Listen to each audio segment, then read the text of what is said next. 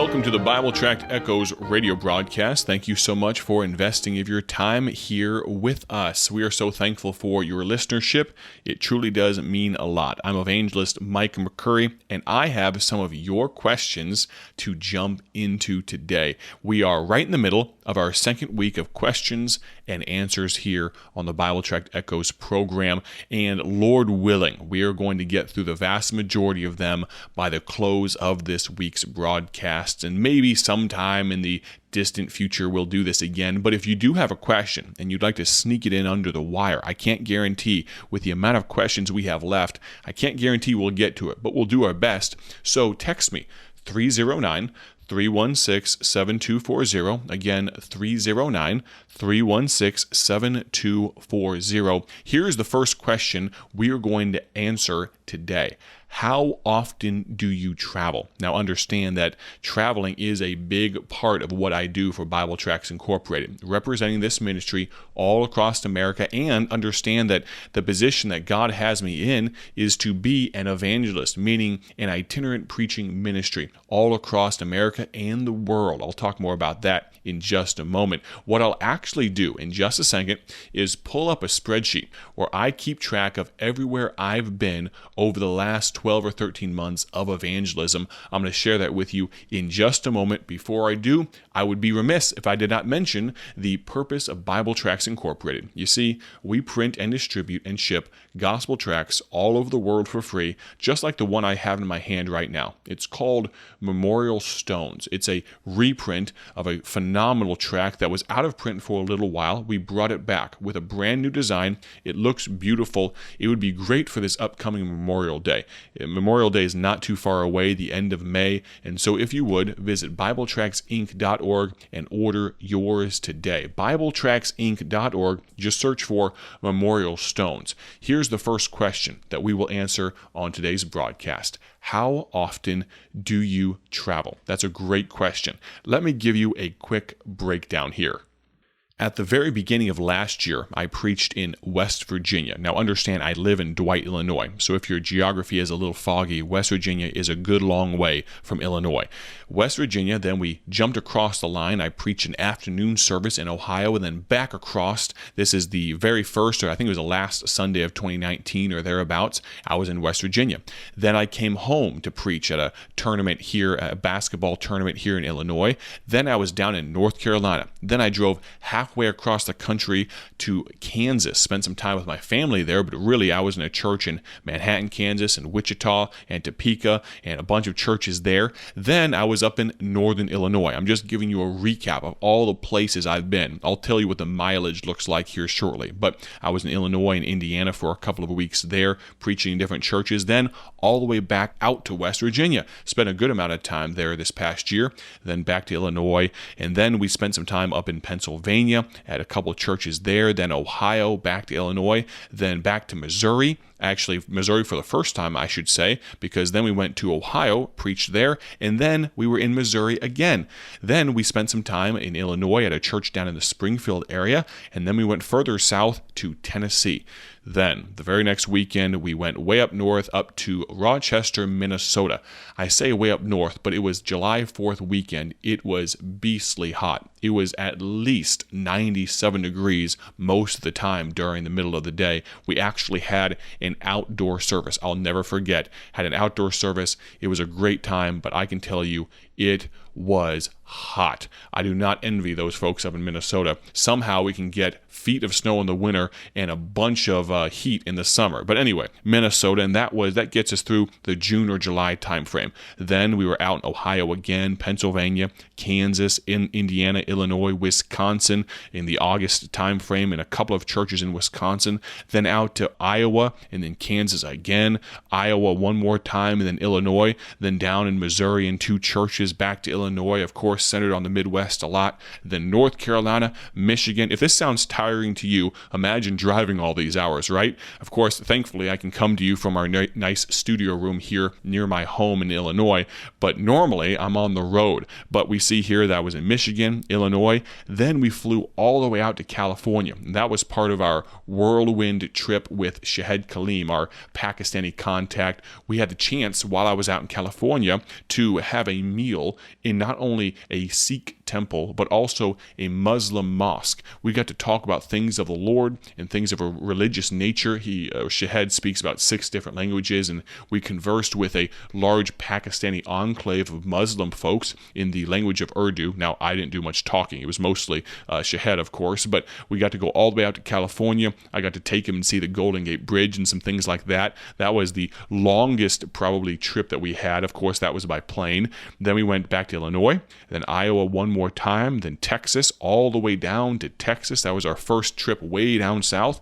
Then Ohio again, Kansas, and that brings us into this year where I've been in Ohio, Kansas, North Carolina, South Carolina, Indiana, and Illinois to this point this year, and I'll be in California here shortly as well. And so God has absolutely blessed. Throughout this entire time, we had one accident that actually insurance tells me it was not my fault. I'd tell you that as well. It was some ice in West Virginia. Someone in front of me started to swerve. I did not have anywhere to go, and they sideswiped me. But I'd like to ask you, if you would, pray for our safety, mine and my family's, my wife, Rebecca, our 2 little girls. We travel a lot. And to God be the glory, what this has resulted in is a lot of churches finding out and hearing about the ministry of Bible Tracts Incorporated. And that's part of my desire. That's part of my goal. That's really my role here at Bible Tracts Incorporated, is to not only speak to you, and I know I've talked a little fast for this past segment answering this question, but I could have spent obviously twice the amount of time recounting all of the churches and all of the pastors that we got to be a part of. It's just so many good churches. That's one of the encouraging things about traveling across America and really the world. There's some plans in the possible future to maybe take a trip to Pakistan, Lord willing. Coming up early this coming year, I might spend some time in New Zealand preaching some conferences there. And so the Lord has opened a vast number of doors. Our desire is to just walk through the right ones, and that requires a lot of travel. And so pray for us about that. But to the person that submitted that question, how much do you travel? Great question, and I'm happy to answer it. I think we might have time for at least one more question before we sign off today. Let's look at our list here.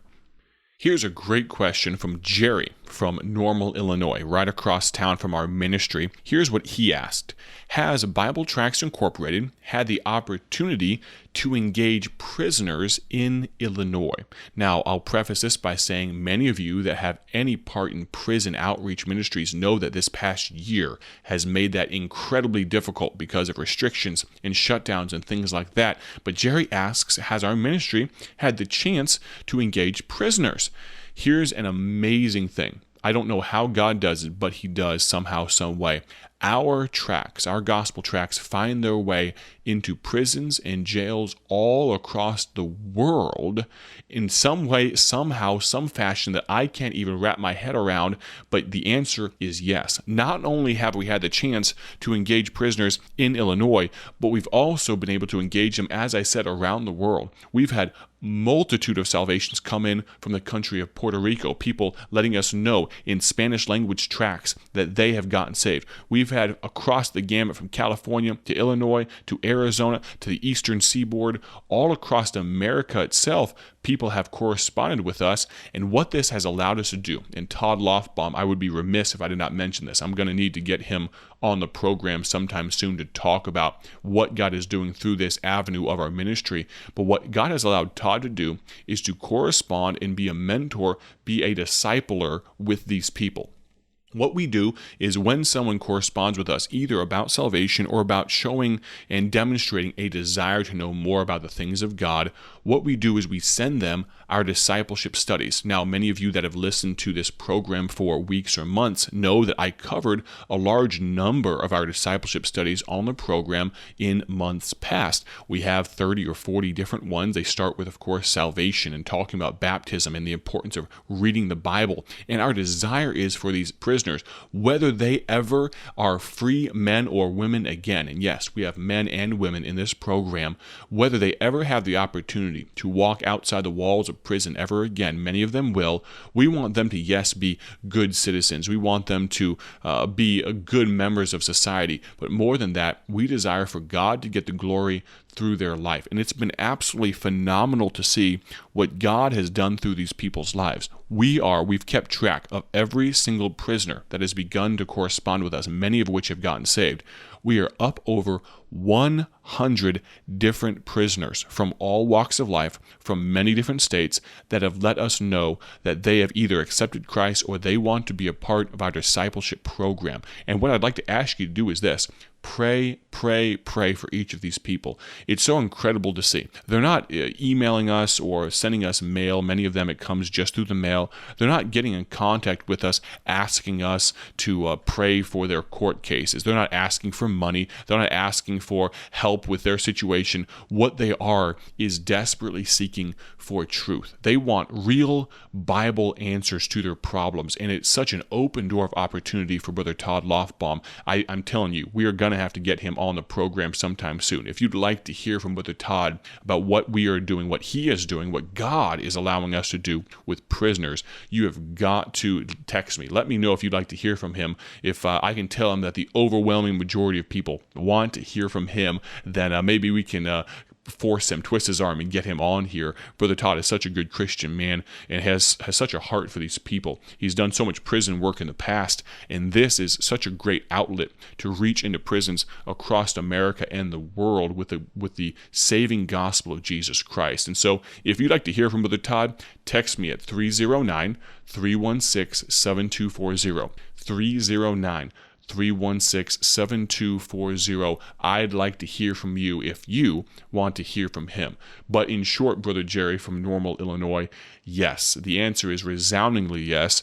We are up over 100 different prisoners, and it's all to God's glory. We're excited about the open doors of opportunity we have to people of all walks of life, not only from the highfalutin rich people to also the lowest of the low in a prison. Those that recount to us the issues and the situations of life that put them there, understanding that the vast majority of these folks, they take responsibility for what they've done. They know that they are behind bars for a good reason, but they want to change who they are, and they know they can't do it by themselves.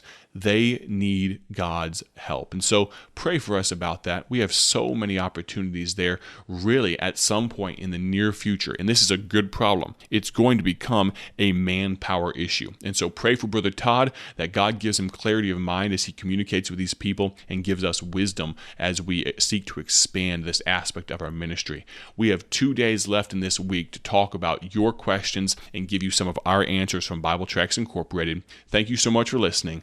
God bless. Have a great day for His glory.